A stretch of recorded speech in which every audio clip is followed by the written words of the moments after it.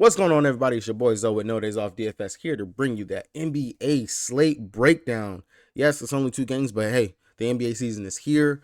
Probably one of my more favorable sports. It is finally back, and I cannot wait to actually watch some ball. Hopefully, make some money throughout the season. Not even hopefully, we're gonna make some money through the season. Like that's just a fact. We're gonna make some money, but I'm just excited to actually have ball back, watch my favorite teams play, see the players out there do what they do, and just enjoy something to watch pretty much every single night. That's one of the things I love about the NBA. So hopefully this is going to be us having a good season. If you guys are new here, make sure you guys hit that subscribe button so you don't miss any of the breakdowns that I'm doing over here on the channel. We will have breakdowns every single slate. As long as I don't have any family obligation or anything that I have to do personally, I will make sure I will have a breakdown every single night. And if I don't have a breakdown, I will at least have my player pool and my notes. You can find all of that down in the link in the description below for the Patreon. It is right there. Those will be posted. Already working on the pool for today. Already got most of that done. Was looking at stuff last night. Just got to type in my notes and boom, that will be put up along with my core plays and a proper two that I'm going to be focused on for tonight's slate. So definitely make sure you guys check that out. Hit the subscribe button so you don't miss any of the videos. And let's go ahead. Let's try to break this stuff down. Now for the preseason, we didn't do too bad for the preseason. Some pretty good calls, pretty good plays. Made some money on props, made some money DFS line betting and stuff like that. So overall, was not a bad preseason. Definitely was great to actually watch some ball, see some of these teams, how they're going to be rotating, how some of these new players are going to be fitting in. And that's going to be the thing to start the season. And I definitely want to speak on that. Starting the season, just like it is with the NFL, hockey, all these things, you got to take the start of the season slow. Do not jump headfirst in, just dumping all this money into this stuff. Unless you got the magic 8 ball in the Oracle and you know what the hell is going on, I would not go too crazy. We at least need about 2 weeks, maybe a month of actual NBA data, because still in the beginning of the season, coaches, they're still messing around with rotations. They're still trying to ease some players in that didn't get to play a full preseason run and stuff like that. So stuff is going to be very wonky left and right with these teams, and we can't have the tilt just yet. We can't. But there are some things that we can't take advantage of. And it's just like looking at the screen, we can see some of these players are definitely already mispriced for their production if we are going to use the data from last season, which is, of course, what everyone is going to be doing. We're going to be using data from last season. We're going to try to be using some preseason numbers and stuff like that to try to get an edge on the field. At the end of the day, hey, it is gambling. So let's remember that there is a chance these players go out here and they flop us. But it's all right, because we understand bankroll management, and we're going to take this day by day because it is a long season. The NBA is one of those where it is definitely a marathon. It is not a sprint. With that being said, let's go ahead. Let's jump right into this. Looking over at DraftKings, the site that I play the most on, the site that I enjoy thoroughly for NBA and all of my other sports. If you guys don't have an account, check the link down in the description below so you guys can get that deposit match bonus and join me over here on the King. Same thing with Prize Picks. Prize Picks is also the site that I normally play my props on. So if you guys do not have a Prize Picks account, check the link down in the description below for that Prize Picks as well. And as you can see already, we have a free square like Prize Picks always does. They typically give us some free squares, stuff like that. And of course, the first one is going to be Steph Curry. If the greatest shooter of all time cannot go out here and get 1 point, something's wrong. He's an alien. There's got to be something off right there. So definitely check that out so you guys can get that free square. Definitely put it into a power 2, or hey, go ahead and run this into a flex 5, flex 6 if that's how you're feeling. You got some really good props that you're very high on. But suggestion, definitely power 2. Get your $25 max that you can play on it and go ahead and cash out on that right there and build the bankroll. That's the best way to go ahead and do it. Remember, it is a marathon. It is not a sprint. All right, going over here. Start with this. So for the NBA season, I was going to try to do a first look, something I recorded the night before, but I don't think I am going to actually be able to commit to that. So I don't want to give you guys that right there. If I do a first look, it'll be probably sporadic throughout the season. This one is just going to actually be going over each team, how we're expecting the game to go, player breakdown, things like that, notes, whatever it is that I can find, things like that, and roster construction. That'll be the goal of this video. That will be the breakdown. And if I do a first look, I'll let you guys know if I see anything or if I'm actually going to be able to do first looks and stuff like that. So this right here, this will be kind of like what I've always done for most of my breakdowns and stuff. So sorry for rambling. Hopefully you guys made it here. If you guys want to just skip ahead, someone drop down inside the comment section that I am actually starting the breakdown at 4 minutes and 50 seconds. So the way everyone can just jump ahead to right here if you guys don't want to listen to me ramble and do the intro. All right, so starting with the Los Angeles Lakers taking on the Denver Nuggets. Of course, it's a 2-game slate. So straight out the gate, looking at it, LeBron James, he's priced up there at 9.3. We already know what the Lakers are technically. It's LeBron James, Anthony Davis. And if the preseason indicated anything, D'Angelo Russell is actually going to be something that we can actually focus on for this season. the way that he played throughout the preseason, the goals and everything that looks like he set for himself and actually has played very, very well. The aggression out there for scoring, the playmaking, and also defense. Defense has always been one thing that got D'Angelo Russell benched last season, and a reason why he didn't close quite a few games, especially during the playoff run. You've seen players like Austin Reeves go ahead and take over, and then whoever it is they have the bench, Rui, and all of them coming in to be able to close, because you couldn't count on D'Lo for his defense. But throughout the preseason, it looked like he's actually showing that he has taken a more interest in playing defense, and also just he's been locked in. So with that being said, just looking at the players, their pricing, and what they have up here, of course, Anthony Davis is going to be probably more owned, not even probably, will be more owned than LeBron James just due to the price. 9,300 versus 8,900. Old man LeBron James, what is in his 21st season. I'm not going to say he doesn't have any gas in the tank. He is still a decent play, definitely for GPPs, MMEs, things like that. If you're trying to go for the ownership narrative, I would definitely go with LeBron James over Anthony Davis. But Anthony Davis, I do believe that he has the higher ceiling. LeBron James, he could have a pretty decent, safe floor if we're looking at it from that aspect. But Anthony Davis, I feel like his floor and his ceiling can be up there as long as he doesn't get injured. Of course, we know he is made of glass. Looks like he might be starting at the center. We didn't get to see too much of the Christian Wood Anthony Davis lineups. I know he talked about playing the power forward position. But either way, Anthony Davis, I do like him here in the spot in 900. He should be priced up in that 9K range. And of course, sitting right outside of it. Definitely a really good play for us right here. Between Austin Reeves, D'Angelo Russell, of course, D'Lo, that $100 savings that we get right here. I do like what I saw from D'Lo in the preseason, and definitely feel like he should be able to actually close games. Wouldn't mind running back to a D'Lo right here in the spot. But Austin Reeves, we've seen last season, especially after Russ was traded, he's going to play at least that 30-35 minutes out there, and he can do it all in regards to his rebounding, his assists. Plays very well on defense, and of course can get hot from three. So definitely Austin Reeves, D'Angelo Russell, Anthony Davis, all of them in the pool of players that I really do like from the starting lineup for the Lakers. Now coming over here to the bench, we already know that Vando is going to be out. He would technically be the one that they would slide into the starting lineup. So that should mean that Taurean Prince, well, not even should be, Taurean Prince will start at the small forward position for them on the night. Now, Prince, he's sitting at 3,500. Yes, really good value down here, but he is a 3-and-D player. Unless Prince gets hot from deep and also is knocking and playing really good lockdown defense, he might not get you too much. So there's a very wide variety of outcome what we can get from Prince. Not saying he's a bad play. Definitely good for the savings and everything that he can get us. Do not mind going here to Prince, but it definitely not the most comfortable play to me in a sense.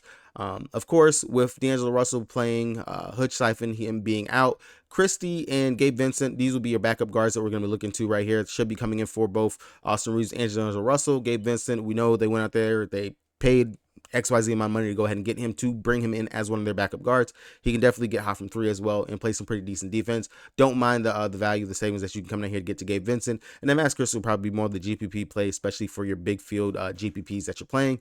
And maybe if you want to take a stab down here at the Cam Reddish, he did get some pretty decent run in their dress rehearsal game that they played to end the preseason.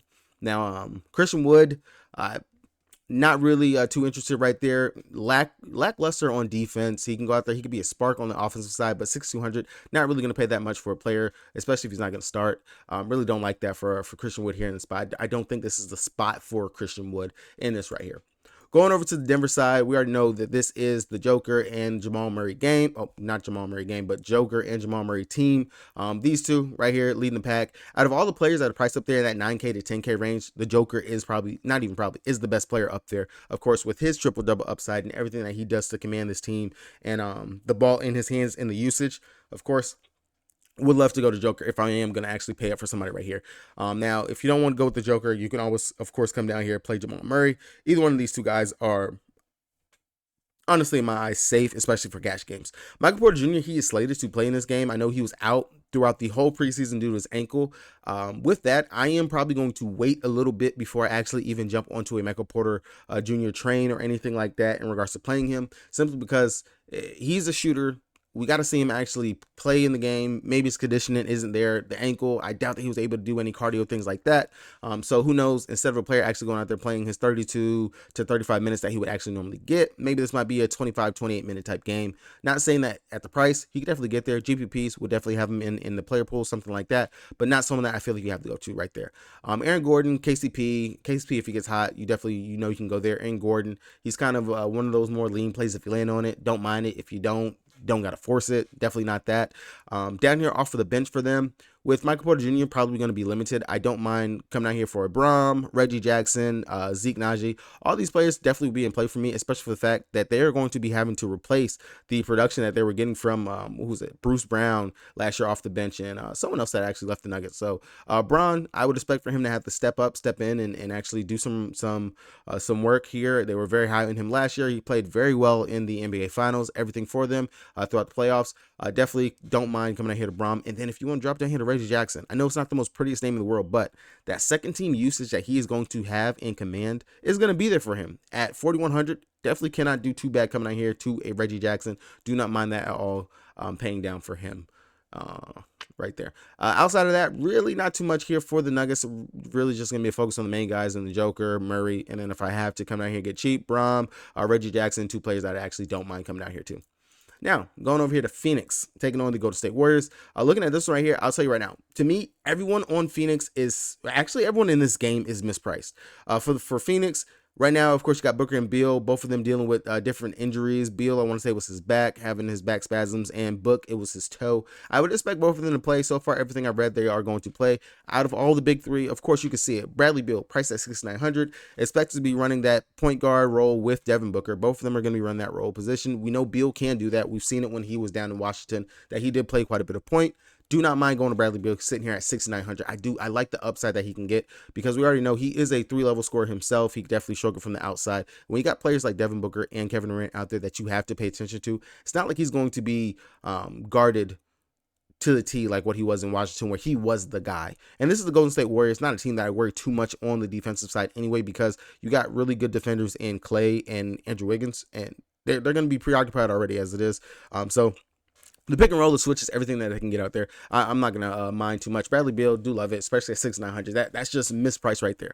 Now, if Beal was to miss, would, of course, jump straight up to Devin Booker. 8,300, ball in his hands, going to be playing the point. Love that for Devin Booker here in this spot. And then I do not mind Kevin Durant at the 8,4. Of course, I would say you probably could run one or two of these, of the Phoenix big three.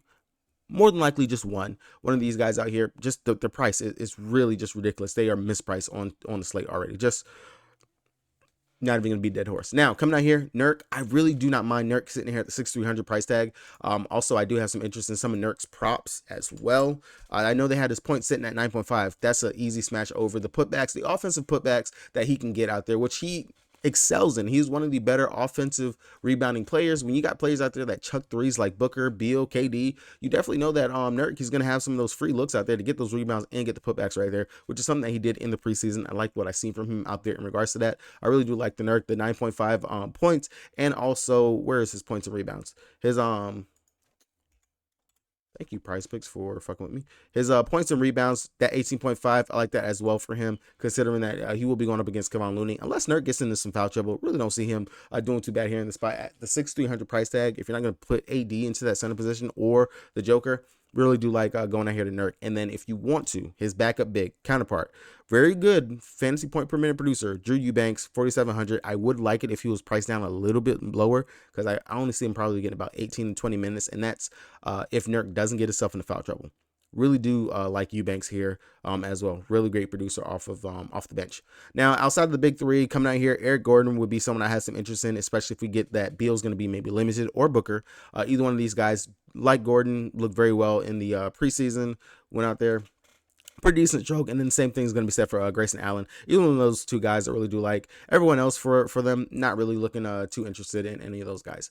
Now over here for the Warriors, like I said, everyone in this game is mispriced. Outside of Steph Curry, 9,200, that's reasonable, that's respectable for him. We already know that Draymond Green is going to be out, so those assists, the point guard duties, all those things like that. Of course, Curry, he's going to have his role, but Chris Paul, 5,600. I understand that Chris Paul possibly could be the sixth man on this team, but 5,600 for Chris Paul, who still is one of the best passers in the league, playing with two of the best shooters out there. And I mean, arguably, Andrew Wiggins, he's pretty decent as well in regards to scoring, slashing, things like that. Kevon Looney, getting down there, pretty good big man that knows how to roll. But Chris Paul, 5,600. If you're telling me Chris Paul can go out there, maybe get me about 8 assists, drop me about, matter of fact, I'll give Chris Paul 8-8, give me at least a steal or two, and maybe 2 or 3 rebounds. I will take that for 5,600. I honestly really don't see how Chris Paul probably is the chalk. Haven't read too much any articles and stuff like that everyone else has put out for the day. But Chris Paul, 5,600. That is a ridiculous price for him on the slate. Really do like Chris Paul here at 5,600. Just priced ridiculously low. I know the role we're still trying to understand what he's going to be with his Warrior team, but still, 5,600, really good, great price for him. And then same thing for Andrew Wiggins, 5.5. That's ridiculously low. All these players down here, Chris Paul, Andrew Wiggins, Kevon Looney, like all the prices right here, really think you might end up stacking this game just for the simple fact that the pricing on this side of the game it's wrong. It's messed up. Klay Thompson, 6'5". I know he has to get hot out there scoring wise before you really want to click and mess with him. Don't mind the matchup. Don't mind it here for him, but we'll rather come down here to the Chris Paul, Andrew Wiggins, Kevon Looney, and even Jonathan Kuminga, who I understand and know will be the first one off the bench for the Warriors. He is their main guy. He played very well throughout the preseason, and we do understand he has the permission to go out there and score and do what he does. It looks like the chains are off. They're letting him just be free and grow and learn from everything that he has finally done in their system, and we're seeing it pay dividends. If you watch the preseason, you know that Kuminga looked really well out there. Gary Payton, another one you can possibly take off the bench at 3,900, and then Moses Moody at the 3,600 price tag. I know between him and Pod, it was the question of who's going to be the backup point and who's going to be that backup guard to come in, but I would go with Moody over Pod. Pod is the rookie. Moody, I see him, he's maybe think this is his third year in the league, so I'll give it to Moody over Pod, especially just the pricing is just ridiculous that you have the rookie priced up higher than Moody here in this position spot. But Steph Curry, definitely GPP play. Don't mind going there if you want to go there. But like I said, this game, I see probably more people stacking this game simply because, of course, it's the Warriors, it's Phoenix. Both teams looking to run and actually get out there, play fast, and the pricing is just kind of off in this game. As far as the Lakers in Denver, this is probably going to be your slower game, the matchups and things like that. Everyone's priced kind of accordingly, except for D'Angelo Russell. I say at the 6K price tag. That's ridiculous. But theory, building out your lines, focus on the studs that you really feel are mispriced and are in that right position that you want. Get maybe 2 or 3 of your studs that you want. Then look for your value play. Look for your value. Look for the guy that's around that 5K below range. That's going to be your value. Get those guys into your line. And then maybe see if you can't get one of these mid-tier type players into your line. That's how you're going to want to build. Find at least 2 to 3 studs. 2 to 3. Or just at least 2, especially on a 2-game slate. Figure out your 2 to 3 studs that you're going to lock into the line. Boom, boom, plug those in. Look for your value. Get about 2 to 3 value pieces right there. Get those into your line, and then look at the mid-range. See what you have left over. That'll be the best way for you guys to go ahead and build. And that's honestly kind of the strategy, especially what I use for the NBA period whenever it comes down to building. It really is honestly probably the best way for you guys to build.